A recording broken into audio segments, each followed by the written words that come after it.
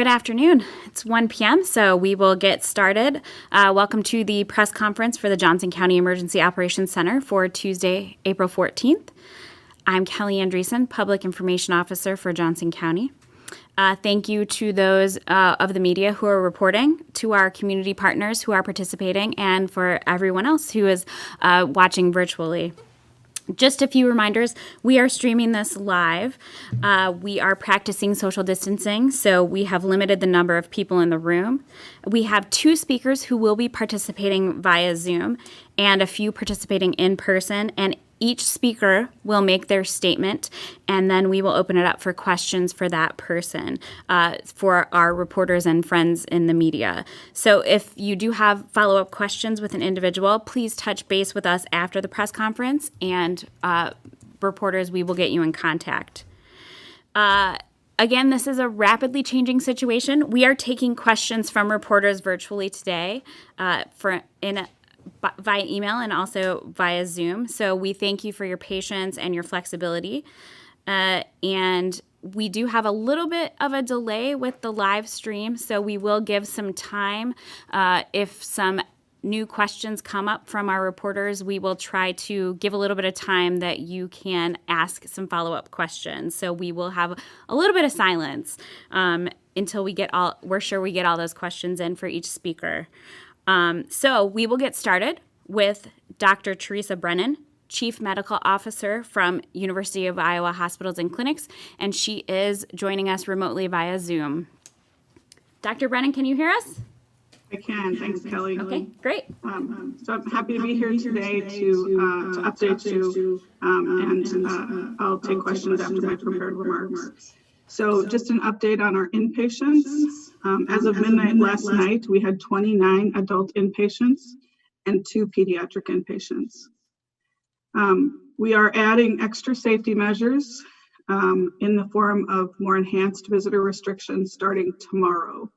So starting tomorrow, Wednesday, April 15th, we will implement additional visitor restrictions. This applies to all our UI healthcare hospitals and clinics at all of our locations. Beginning tomorrow, our adult inpatient visits will be temporarily suspended. There are predetermined exceptions to this for women who are in labor with an impending delivery and for patients who come to our emergency room. Pediatric patients will be allowed 1 visitor per day, and that must be a parent or a legal guardian. Adult visitor exceptions may be made for patients with unique conditions or circumstances. As an example, if a request is made, 1 visitor may be allowed with a patient who is in a critical care situation or a patient who is having discussions regarding end-of-life care. Our staff will serve as communication liaisons. They're designated staff that will be facilitating communications among the inpatients themselves, the care team, and then the patient's designated point of contact. This will be done whenever the patient wishes. This was a difficult decision, and we have discussed it at length, and we know that it's the right thing to do to protect our patients, our visitors, and our staff. I'm happy to take questions.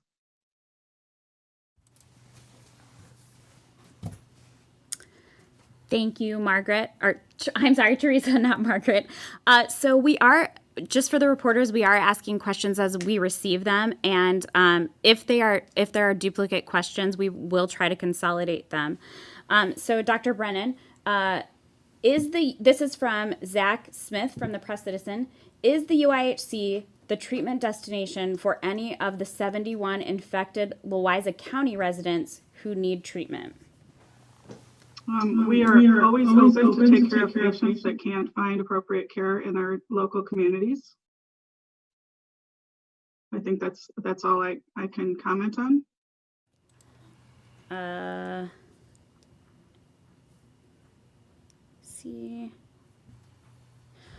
I think there is a related question from Kate Payne with Iowa Public Radio. This is related to the last question. Is the UIHC planning for an influx from other counties that can't handle COVID, and what do those projections look like?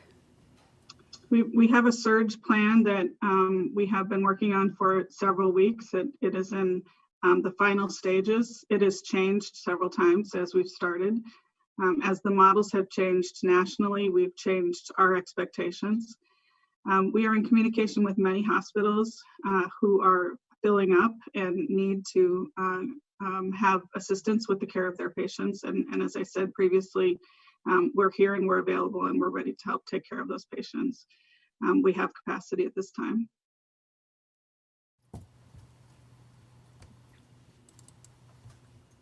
All right. We're not seeing any other questions for you, Dr. Brennan, but we are going to give it just a couple seconds in case we receive some follow-up questions for you.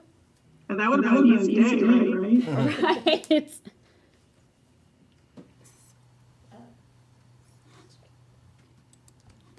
All right. We have a question from Sarah Watson with the Daily Iowan.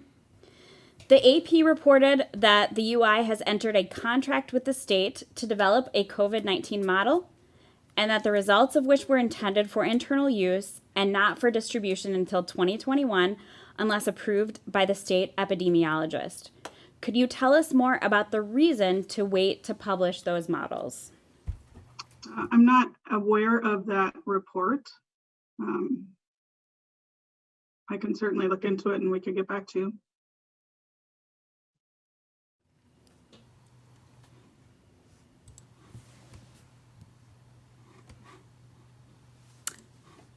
Okay, we're not seeing any additional questions, so we will let you go and we'll pass it off to Margaret Reese with Mercy, Iowa City. Thank you, Dr. Brennan.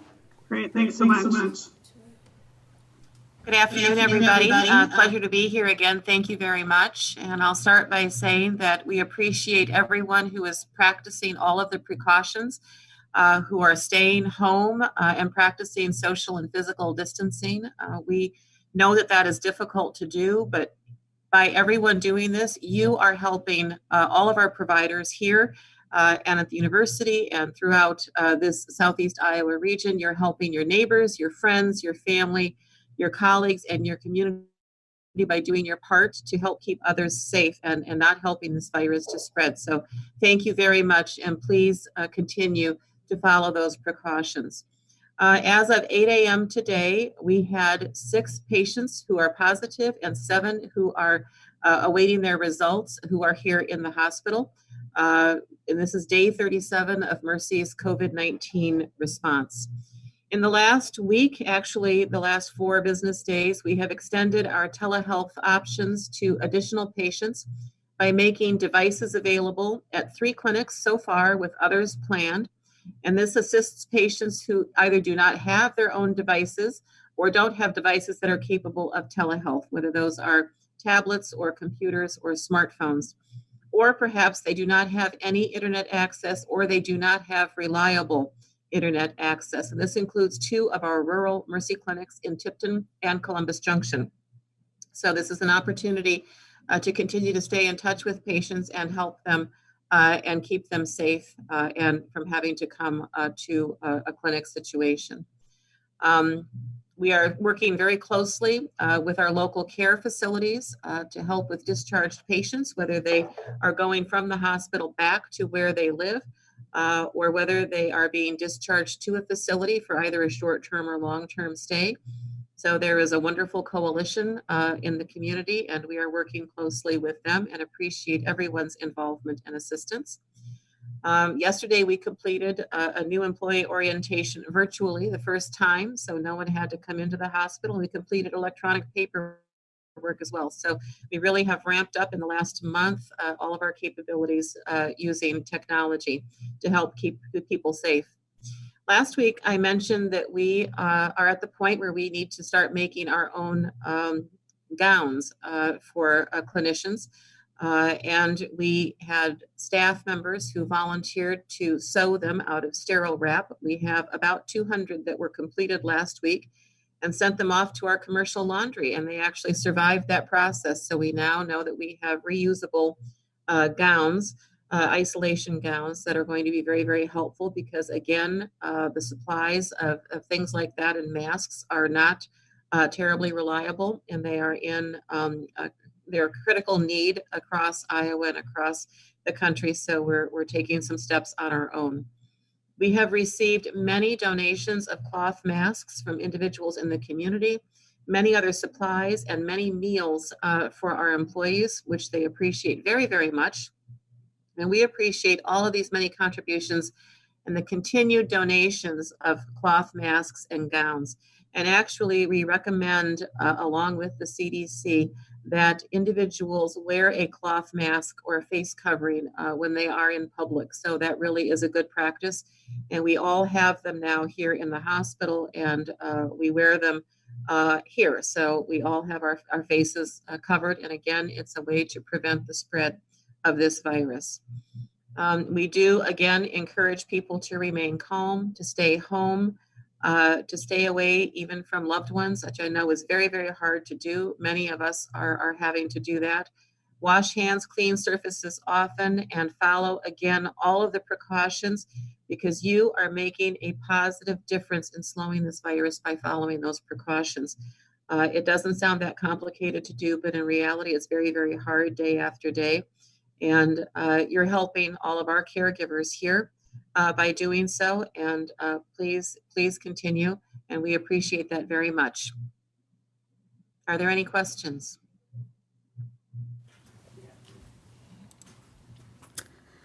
Hi, Margaret. We do have a question from Lee Hermiston with the Gazette. He says he would like to know if Mercy Iowa City is working on establishing any temporary housing options for your staff. We have our guest lodging facility here in the hospital, and we are utilizing that right now. We have 15 rooms with their own bathrooms, and those are typically available to family members and others who need to be close to a patient, because many of our patients come from quite a distance. And if you have a loved one here and you don't want to be driving 30, 40, 50, 60 miles back and forth every day, they can stay in those rooms. And so it operates like a little bed and breakfast almost. And so we have those rooms that we are using right now. And if we would expand beyond that, we have many hotels that have offered us extremely low and really generous rates that we can use as well. But right now our guest lodging is meeting the need that we have. Okay, now we have a couple questions from Zach Smith with the Press Citizen. The first one is Mercy the treatment destination for any of the 71 infected Louisa County residents who need treatment? That is not information that I would have access to, and I don't know. We have a few questions from Travis Brees with KWWL. Has the DriveUp testing facility and the acute respiratory clinic outside helped relieve staffing at the hospital?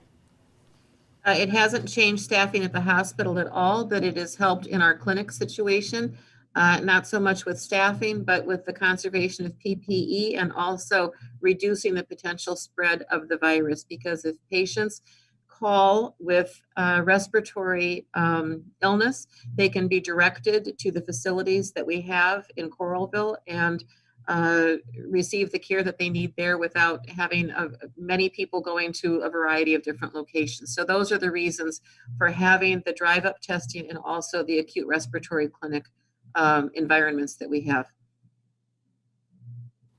Great. So we have a question from Kate Payne with Iowa Public Radio. It is related to Zach's question from earlier. Is Mercy Iowa City planning for an influx from other counties that can't handle COVID? And what do those projections look like? We are just looking at the various models that exist for Iowa. And, we have patients who come from throughout the entire southeast quadrant of the state. So east, west, and south to the Missouri state line. And so we are prepared to take patients from any of those areas. And we are just handling and assisting those who are coming to us now, and hoping that nobody in Iowa sees a huge surge in patients, but we're prepared for them. So we're not seeing any additional questions, but as with Dr. Brennan, we're going to give it a minute because of the lag in the live stream. So we'll just wait for 1 minute and see if we have any additional questions. All right, thank you.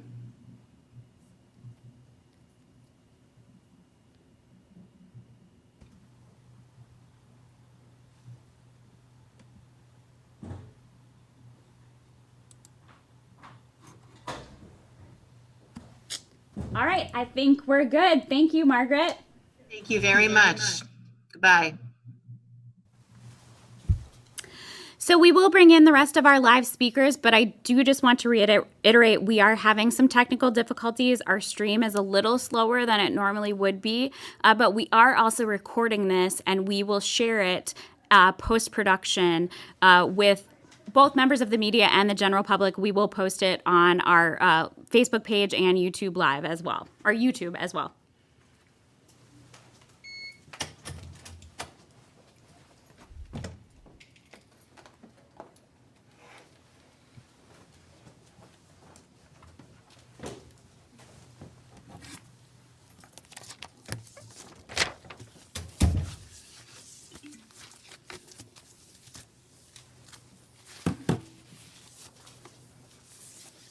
All right, now we have Sam Jarvis, Community Health Manager with Johnson County Public Health. Thanks. Good afternoon. Johnson County reports a total of 216 positives for Johnson County, with 75 of those who have recovered. But today, we wanted to provide you a quick update on our disease investigation process. In anticipation of more cases and the rapid response that we're in, the department's disease investigation team is up to a total of 4 individuals, along with 3 other staff to support various pieces of that workflow. These are all internal staff, and we're grateful for their efforts to adjust so quickly to this change in our response to COVID-19 and be able to rely on their public health skills and knowledge. So thank you to them. We continue to get notified of cases throughout the day from the disease surveillance system, which we've talked about before, which includes the amazing work that the State Hygienic Lab continues to do through the addition of multiple shifts and the around-the-clock care and effort our hospital partners do to care for their patients in our community. We've looked at our processes and how to scale our response, so this addition of staff and increasing our capacity through other technological means to contact the public and collect information on those who have tested positive allows us to continue with our commitment to investigate, follow up with cases, identify close contacts, and provide recommendations to prevent further transmission. And with that, I'll take any questions.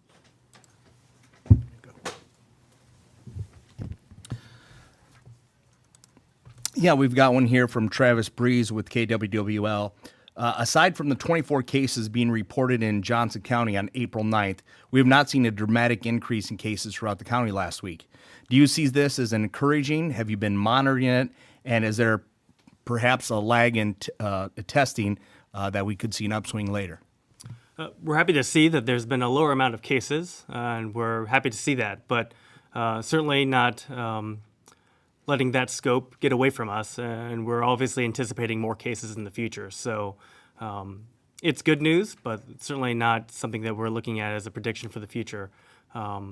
All of the work that we've done so far to enhance our ability to continue to do disease investigations have been in anticipation for more cases. And a follow-up to that, as your department continues to check on these patients and do tracing, Dave Coach mentioned that there'd be a point at which your staff would be spread very thin. Have we reached that point, and when will that transition occur if we do get to that point? We're not at that point yet, but as I just spoke briefly before, adding on other staff and looking at other technological ability and capacity to be able to conduct our investigations and contact tracing, we're putting that in motion this week. And so we're not there yet, but that certainly is a possibility and a concern. This question is from Sarah Watson at the Daily Iowan. There was a COVID-19 case reported of a staff member who works at the Oakdale prison. Does Johnson County Public Health know whether that person interacted with other staff members or inmates while they were infected? What additional actions has the prison taken to make sure that staff member hasn't infected others? Again, we're not releasing identities or were places of business who've had positive patients. I will tell you, though, in general, when positive cases come through the disease surveillance system, we contact those individuals as well as their healthcare provider. And so they're getting contact from 2 different agencies about what they can do to prevent transmission. A part of our process is to conduct that disease investigation and perform contact tracing. So if that individual were to have household contacts or prolonged contact with other individuals, that's part of the disease investigation process. Okay, Sam, we have some additional questions here from Zach Smith with the Press Citizen. How do infections in nearby counties inform decisions being made here in Johnson County? Certainly. So we're looking at what's going around the entire state. The state health department has provided that information on a county basis. And we know and can recognize that sometimes when those cases uptick pretty quickly, that it might be associated with a clustered outbreak. But we're certainly aware of what's going on in our region. We're in contact with our other local public health partners as well. So do those surges in, say, Louisa County translate into any escalation or changes in the things that the Johnson County Public Health Department is doing? You know, certainly we recognize that there are a lot of residents that live and work outside of Johnson County and in Johnson County from other counties. So that's a possibility. And as we said, we are always anticipating and looking at what it would look like to get more cases. And so the provisions that we put in place are for very specific instances like that.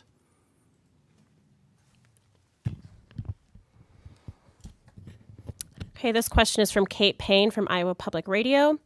Are there any other long-term care facilities in Johnson County that have confirmed cases, and what steps are being taken to protect and to test residents and staff? Again, we're leaving the notification to the residents and of those facilities up to the agency and the organization. We're not confirming or identifying those businesses as per code, as we've mentioned before. But I can tell you that throughout this entire process, we've actually established a daily long-term care and assisted living call here in Johnson County. And this has been going on for several weeks now, every day, with those facilities, and being able to reach out and connect with them and ascertain any other needs that they might have with staffing or PPE or personal protective equipment or other sanitation needs, any other questions that they had that we can send up to the state. So I would tell you that for the past several weeks to months, we've had this communication network with them. And so that's one of the many provisions that we put in place here in Johnson County. This question is from Sarah Watson at the Daily Iowan. Does Johnson County Public Health work with people who live outside the county as they are doing contact tracing? Typically, we do not. We leave that to other county health departments. And so that process is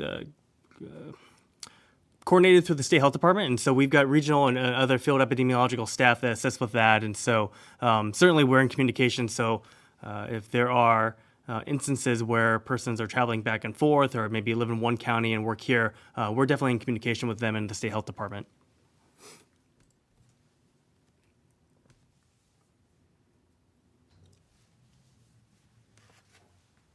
All right, it looks like we don't have any further questions, but again, we're going to give it just a little bit of time to make up for the live stream lapse.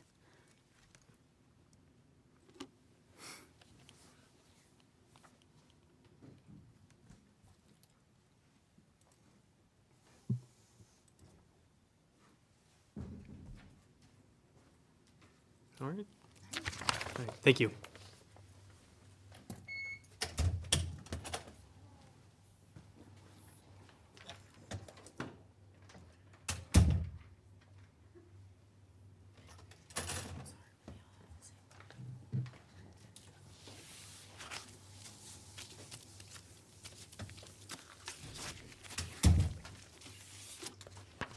All right, now we have Patty Fields, Vice President for Impact and Engagement with United Way of Johnson and Washington counties. Good afternoon. Today I'm speaking about the United Way Disaster Relief Fund. And this fund was actually established in 2006 with the response to the tornado that came through Iowa City, and has been mobilized ever since in times of disaster that have come through. This disaster fund is available for assistance for individuals and families who are impacted by all of the things involved. This year, it was mobilized on March 16th for donations and is still available for donations, and then opened on April 1st to receive disaster assistance requests from households. And I would tell you that in normal times of disaster, we have received a lot of requests for property damage and things like that, which would normally impact. But this is a new time, and this is a much greater impact on many more residents. Normally, what we know from our ALICE data that 38% of households in Johnson County are either at the poverty line or are working and struggling to meet basic needs on a month-to-month basis. We are also seeing some residents who have been able to meet those basic needs month to month, but then now impacted by the COVID-19 types of needs, they are really starting to be anxious and worried, and how do they meet those needs? So since then, we have been receiving those requests, and we also know that with these times, there's less money for rent, there's less money for just the basic needs, and the worry day to day on that. The phone number to call if there are individuals who need disaster assistance is 319-259-9218. Since it was opened on April 1st, we have been receiving requests, and that's right now we are up to 54 households making requests for over $46,000 in need assistance. That is impacting 78 adults and 74 children. So that is a good example of the need is wide and deep, and we are just in the first months of trying to figure out how families are going to be able to meet the things that they need on a day-to-day basis. I would take any questions that... Patty, can you share any website where we can get additional information if necessary? Sure. So the website for our disaster assistance and any of the disaster-related information is on the United Way website at unitedwayjwc.org. There's actually a COVID-19 information page, so it will get to all the different information from there. The Disaster Fund also is prioritizing at this time rent and medications and those household supplies that are desperately needed that they wouldn't be able to find in other service organizations. At this time, we all have to work together and collaborate and not duplicate services. So whatever we can do to partner together so that we can meet as much need as possible is going to be very important. Okay, we don't have any questions at this time, but there is a delay, so if we could just wait 1 second.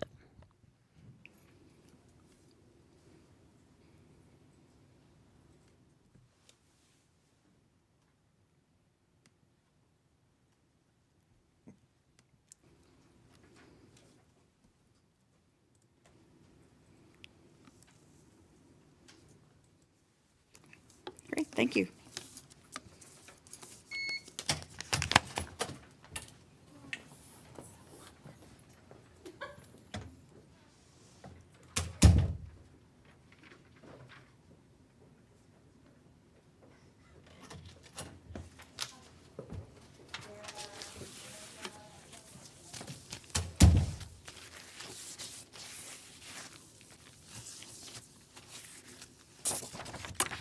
All right.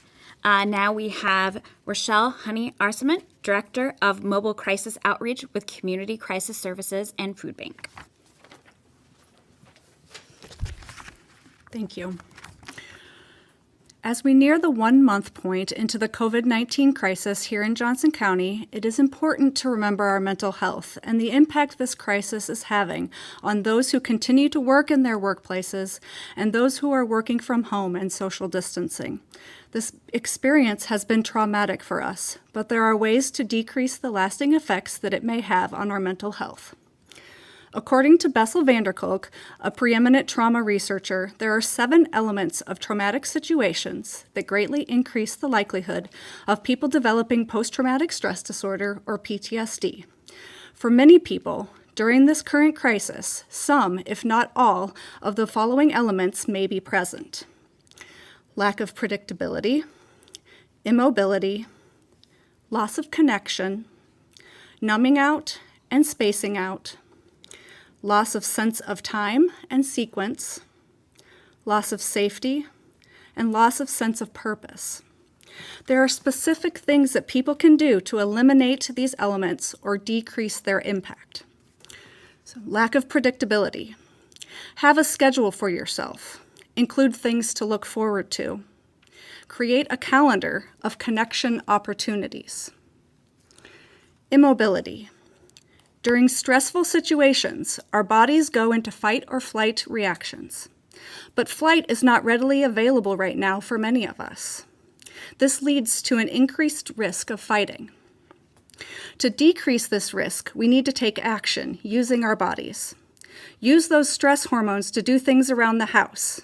Cleaning, repairs, crafts, and exercise can help. Use self-regulation activities to regulate your hormones.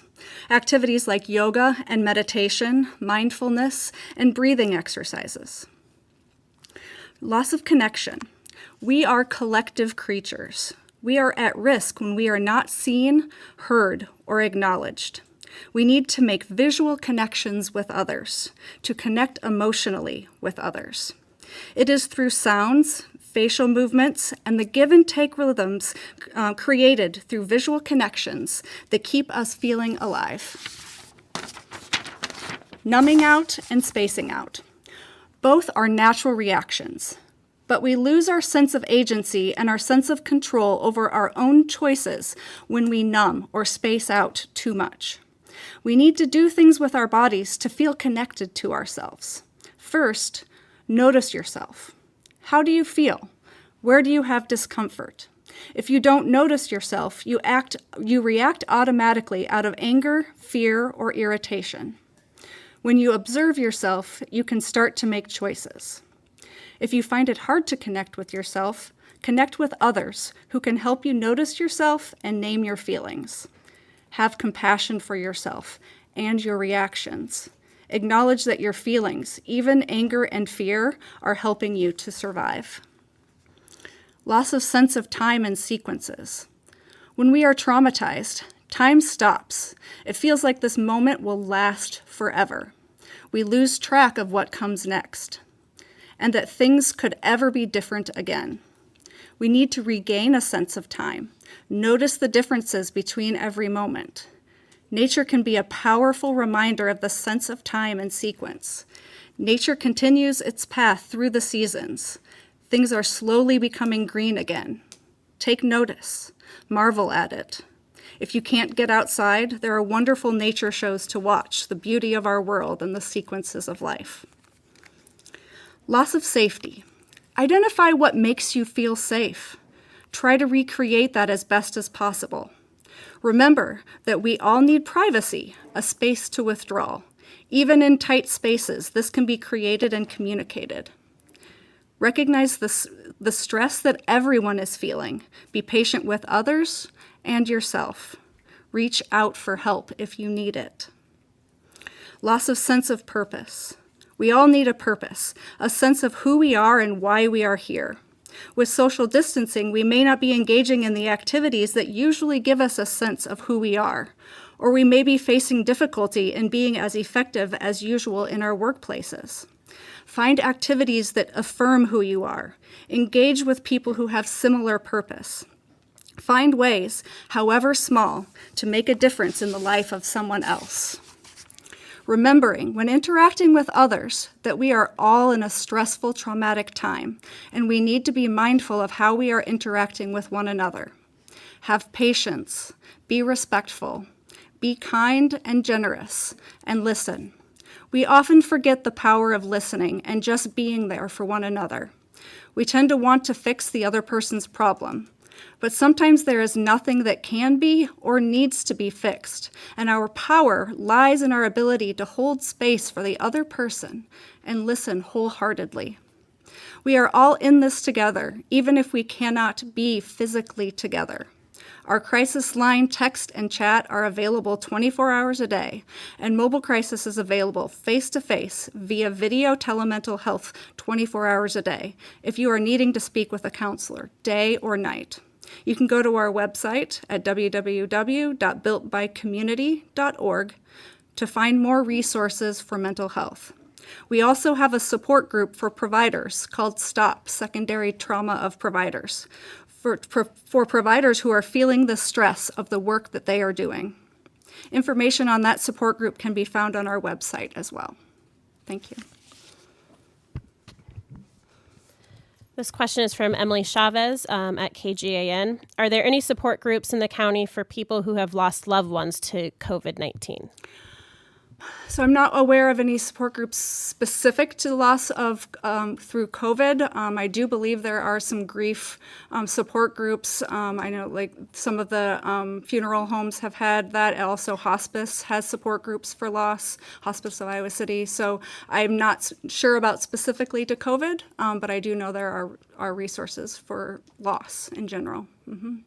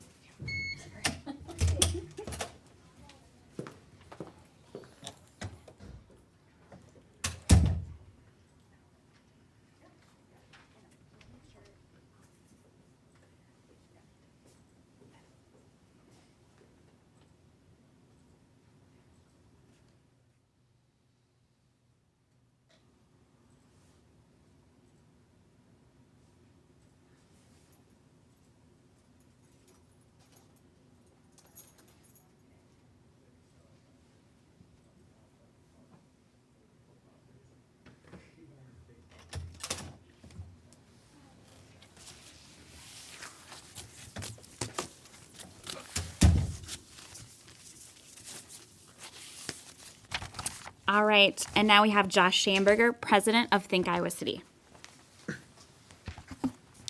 Good afternoon. The CVB, much like our partners at the Chamber of Commerce, Iowa City Area Development, and the Iowa City Area Business Partnership, clearly recognized how quickly this pandemic began to impact our local economy. In the area of economic development I'm closest to, this was quickly seen through the hotel community, where we saw an almost immediate drop of hotel occupancies from about 70% per night to about 10% occupancy in the market. This impact was certainly immediate and felt across all areas of our economy and industries. Our Convention and Visitors Bureau, also known as Think Iowa City, quickly partnered with our economic development peers, the Iowa City Downtown District, the Business Partnership, and Iowa City Area Development, to quickly streamline communications and resources. We formed ICAreatogether.com. Again, that's ICAreatogether.com. It's an up-to-date website that's relevant and provides relevant information specific to a number of state and national assistance programs, including the SBA programs that have been rolled out, state and federal economic development programs such as PPP, the Employee Retention Credit Program, and other activities related to the recent passage of the CARES Act. It also includes a number of webinars that our four organizations are sponsoring and hosting weekly, many times several per week. Tomorrow we will have our second State of the Community webinar. We've had 4 of these in total, with tomorrow being the 4th. Last week was focused on healthcare and included many of the folks that you've seen earlier in today's press conference. Tomorrow will be centered around what's happening in our arts and culture community, which, much like the hospitality community, has been completely devastated by COVID-19. The website also includes a number of resources for local residents and our neighbors, with many ideas and activities that community members can take advantage of during this time of social distancing. We stand ready to continue to support our local business community, and more importantly, we're doing everything we can to prepare for when we are through this to bring the business back to the community and continuing our work for conferences, events, festivals, all of those things that make this community so great. Happy to answer any questions.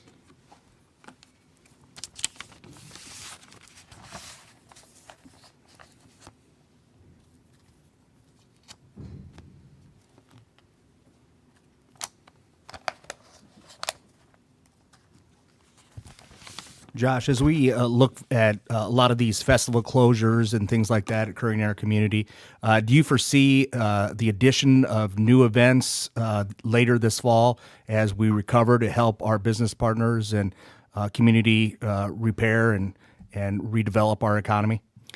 Certainly, we're doing everything we can to reschedule or postpone instead of cancel.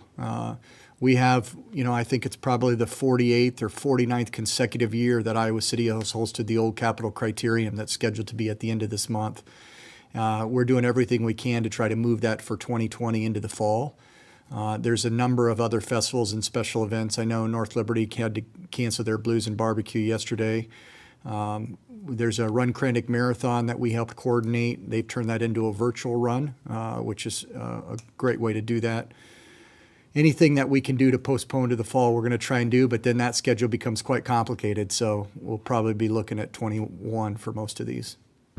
And as you put those postponements or reschedules out there, is that going to be on the Iowa City Area Together webpage? Yeah, IC Area Together. Also through our individual organizations' Facebook and social media accounts, we've been doing everything we can to continue to operate. We all, even though we're all economic development organizations, serve a slightly different audience. So as it relates to festivals and special events, I would encourage you to go to thinkiowacity.com to learn about all those particular activities. Okay, this question is from Emily Chavez at KGAN. Do you know of any hotels that are offering reduced rates or rooms for healthcare workers in the area who don't want to risk the spread to their family at home? Yes, there's actually a number of programs. I appreciate that question. We've been monitoring that daily, particularly our organization. We've assisted with Shelter House and DVIP with some rooms that have been needed there as well. But for healthcare and frontline workers, both Hilton and Marriott have come out with pretty terrific programs to provide complimentary rooms to folks within those frontline medical staff. You can contact our organization or just go to Hilton and Marriott's website. By my count, as of yesterday afternoon, there had been 25 rooms through 8 reservations by local frontline medical that have taken advantage of that opportunity through our community's Hilton and Marriott properties.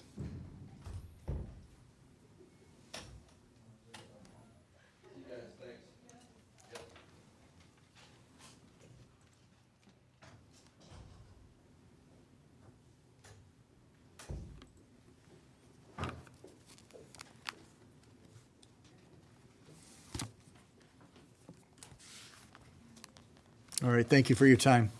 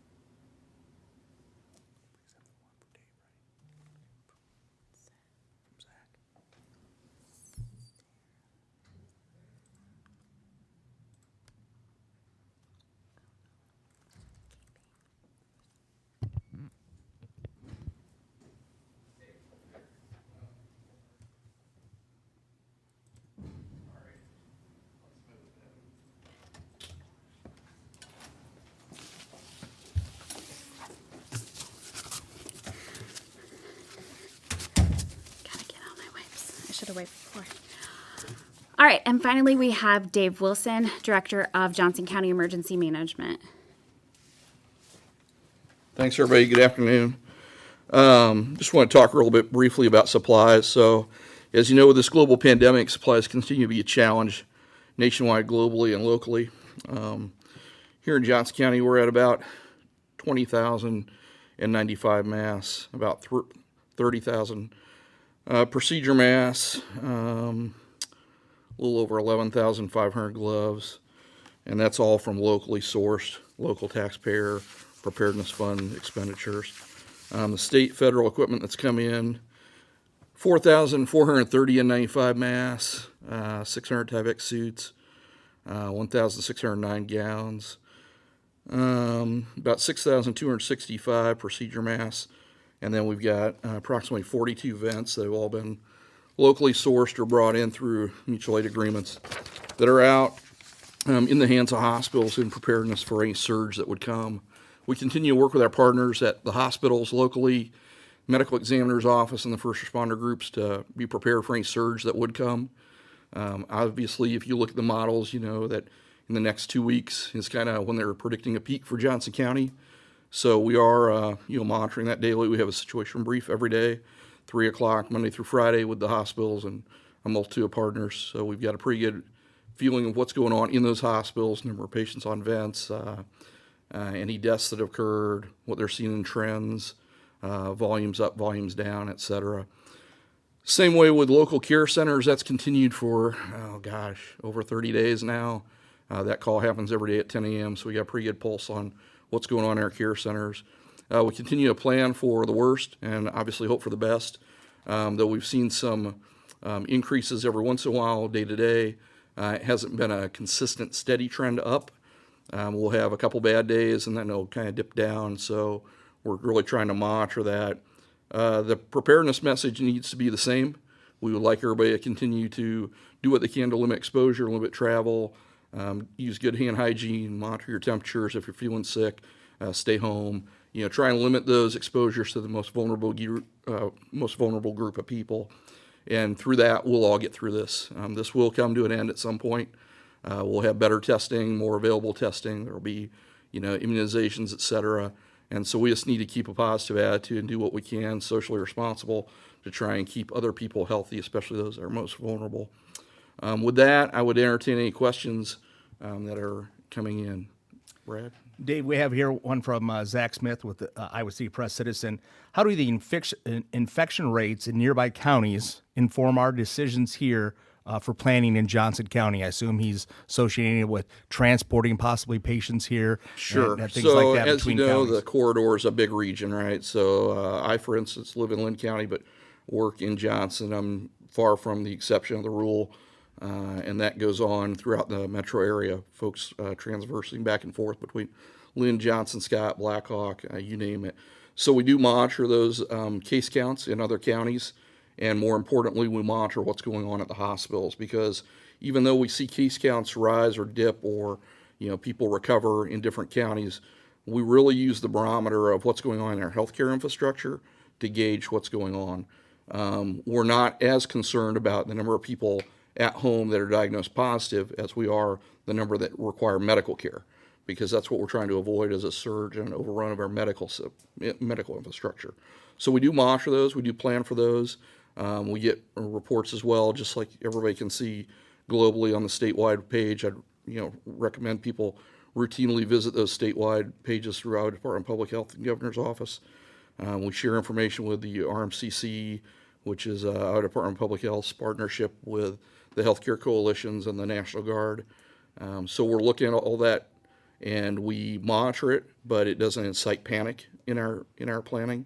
It is something that we use as a planning tool, but we realize there's a number of variables, and the most important for us is that control of what's going on in our hospitals, well, not only in Johnson County, but that macro view of regionally in eastern Iowa and then statewide. There are some hospitals in Iowa that just have a few, some have none. So it really varies based on hospital.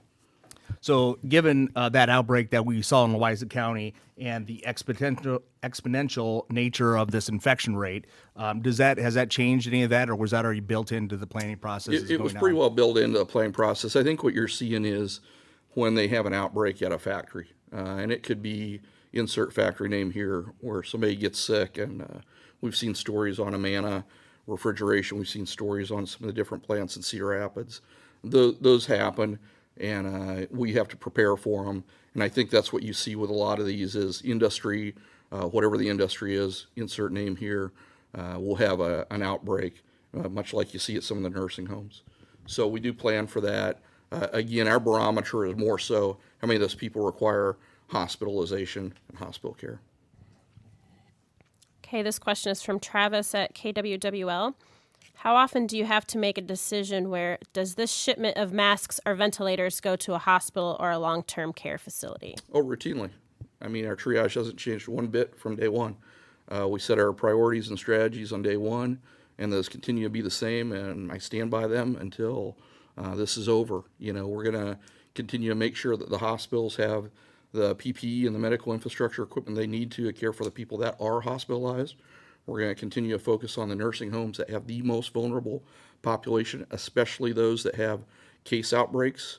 They're going to be at a higher tier, and those facilities that don't have as high a vulnerability, that are, you know, a different type of business that might have case counts, we've got to gauge that. And it's a balancing act. It's triage. You know, I spent 30-some years in public safety and was a paramedic. There were multiple times you have to do triage, and this is no different. So we triage equipment and supplies just like we would triage patient care in the field when you're overwhelmed. So we had another question here from Sarah Watson. Can you give us a sense of whether the numbers of supplies that you have coming in you think are going to be adequate for the hospitals?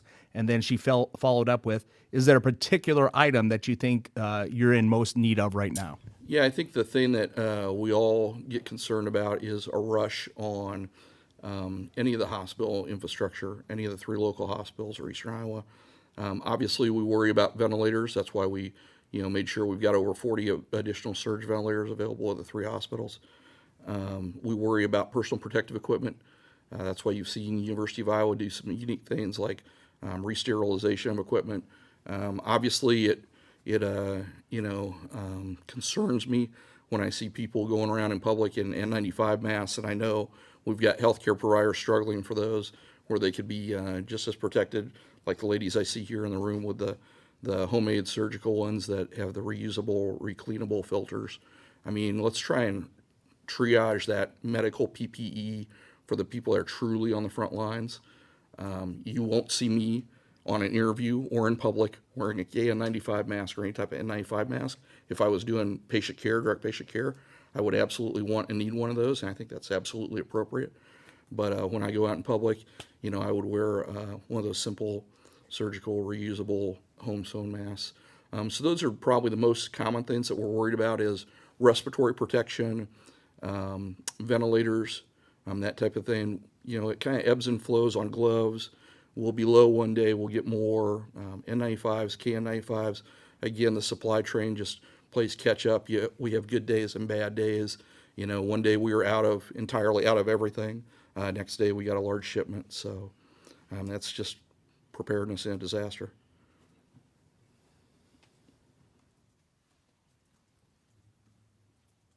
Anything else? Travis only had one?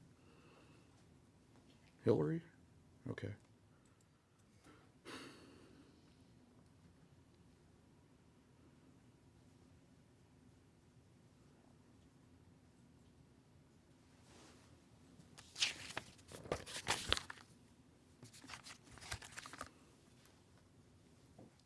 Okay, well, thanks everybody, and enjoy your windy Tuesday. Thank you, Dave. And once again, thank you to all of our community partners and for those members of the media who participated. I apologize again for the quality of the live stream, but as I mentioned at the beginning, we did record it as well, and so we will provide that on our social media channels after post-production. And we will also share all of those website mentions and those resources that were provided by some of our partners.